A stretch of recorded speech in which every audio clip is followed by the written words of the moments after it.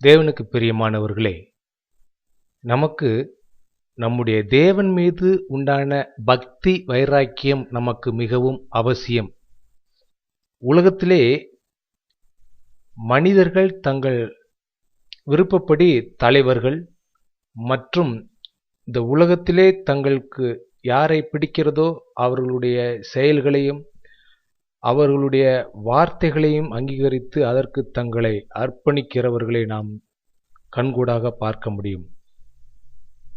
தங்கள் மனம் போல தங்கள் விருப்பப்படி அவர்கள் யாரை நினைக்கிறார்களோ அவர்கள் சொல் கீழ்ப்படிந்து தங்கள் வாழ்க்கையை கழிக்கிறவர்கள் இந்த உலகத்திலே அதிகம் பேர் இருக்கிறார்கள்.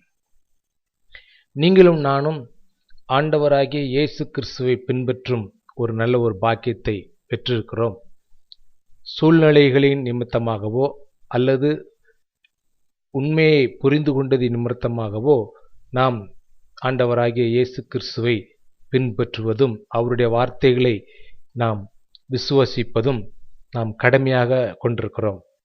இப்படி எல்லா சூழ்நிலைகளிலும் நம்பிக்கையோடு இருக்கக்கூடிய விசுவாசமாக இருக்கக்கூடிய அருமையான தேவ மனிதர்களே வேத புஸ்தகத்திலே நாம் பார்க்க முடியும்.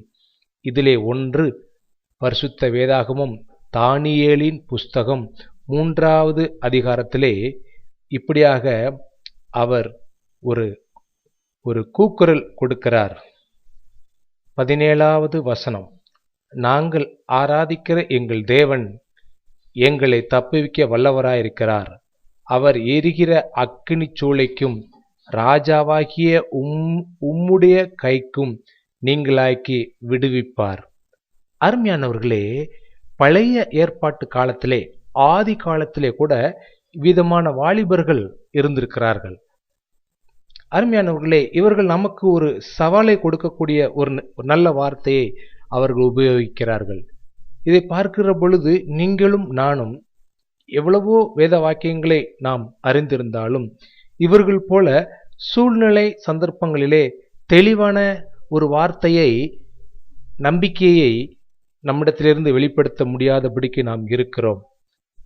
அரசர் தான் உத்தரவிடுகிறார், இந்த சிலையை வணங்க வேண்டும், இதற்கு தன்னை அர்ப்பணிக்காதவர்கள் அவர்கள் இவ்விதமாக அக்கினி சூளைக்கு இரையாவார்கள் என்று சொல்லி கொடூரமான இந்த வார்த்தைகள் வந்தாலும் அவர்கள் நீதி தேவனை நம்பியிருக்கிறபடினால் அவர்கள் உண்மைக்கு புறம்பாக நாங்கள் இதை செய்ய முடியாது என்று சொல்லி ஆழமாக தீர்க்கமாக தங்களுடைய அறிவிப்பை வெளிப்படுத்துகிறார்கள்.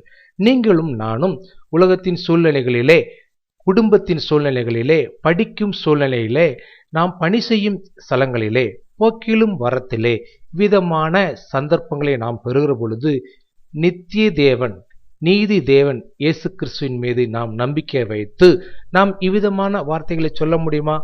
அப்படி சொல்லி அதிலே நீங்களும் நானும் உறுதியாக வாழ கற்றுக்கொண்டால் நிச்சயமாக நமக்கு மீட்பு இருக்கிறது, விடுதலை இருக்கிறது. இதைத்தான் இந்த தானியேல் புஸ்தகத்திலே நாம் பார்க்க முடிகிறது. ஏன் அருமையானவர்களே, உங்களையும் என்னையும் அந்த தானியேலை போல அந்த விசுவாச புருஷனாக நம்முடைய தேவன் பார்க்க முடியாதா? அவர் பார்க்க வேண்டும். அதற்கு இன்று நீங்களும் நானும் நம்மையும் அர்ப்பணிக்க வேண்டும். தேவன் உதவி செய்வாராக. ஆமென்.